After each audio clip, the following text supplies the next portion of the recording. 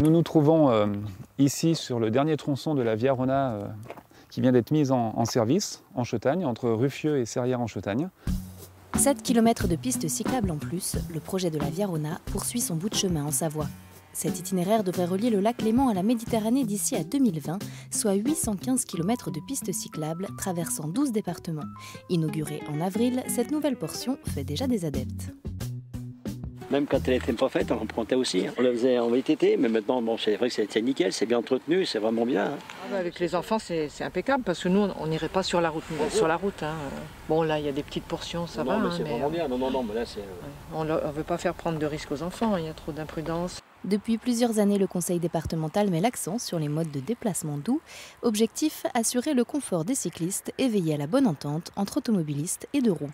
C'est un itinéraire sécurisé qui emprunte à la fois des tronçons de voies vertes, qui sont des tronçons réservés aux modes de déplacement doux, cyclistes, aux piétons, aux rollers, mais qui empruntent également parfois des voiries existantes très faiblement circulées.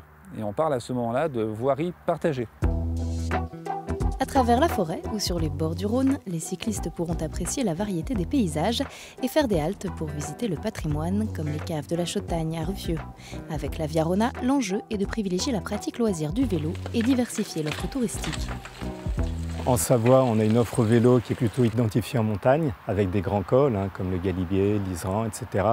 Également des grands événements qui parcourent ces cols, comme le Tour de France.